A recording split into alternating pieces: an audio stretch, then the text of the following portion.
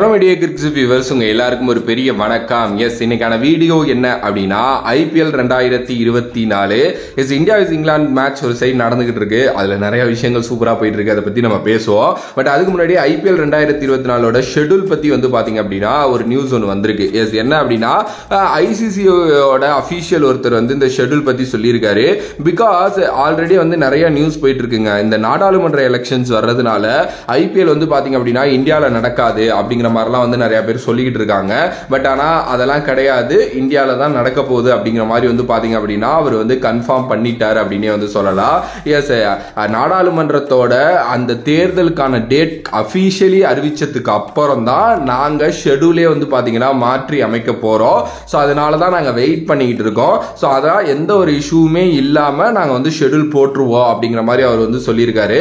So இந்தியாவில தான் நடக்க போகுது. நாடாளுமன்ற தேர்தலுக்கான எலெக்ஷன் டேட் வந்ததுக்கு அப்புறம் IPL 2024 ஷெட்யூலை நம்ம எதிர்பார்க்கலாம் அப்படிங்கிற மாதிரி வந்து பாத்தீங்க அப்படின்னா சொல்லியிருக்காங்க.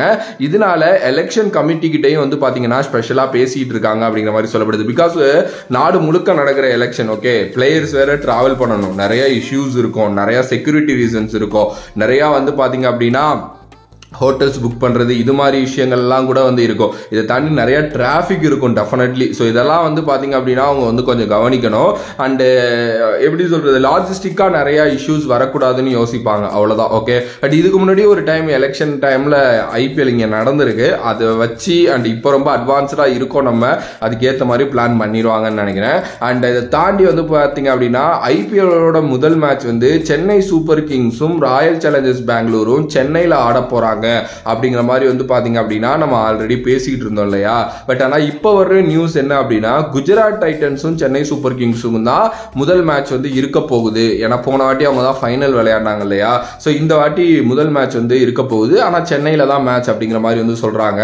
எஸ், RCB CSK இன் சேப்பாக் நான் பார்க்கணும், ரொம்ப எக்ஸைட்டடா இருந்தேன். ஏன்னா ரொம்ப நாள் ஆச்சு சேப்பாக்கு வந்து RCB விளையாண்டு. பட் ஆனா இப்போ போயிட்டு இருக்க நியூஸ் வந்து GT CSK தான் இருக்க போகுது. மார்ச் 23 முதல் மேட்சா இருக்கும் அப்படிங்கிற நியூஸ் வந்து அபிஷியலி இல்லாம அன்அபிஷியலி போயிட்டு இருக்கு. ஓகே, பட் கூடிய விரைவில் ஷெட்யூல் அறிவிக்கப்படும் சொல்லியிருக்காங்க. ஸோ வெயிட் பண்ணுவோம். அண்ட் இந்தியாவில் நடக்க போது, ஏன்னா நிறைய பேர் போயிட்டு வாக்கணும் அப்படின்லாம் யோசிச்சுட்டு இருந்திருப்பீங்க. ஸோ டெஃபினெட்லி இந்தியாவில் தான் நடக்குது.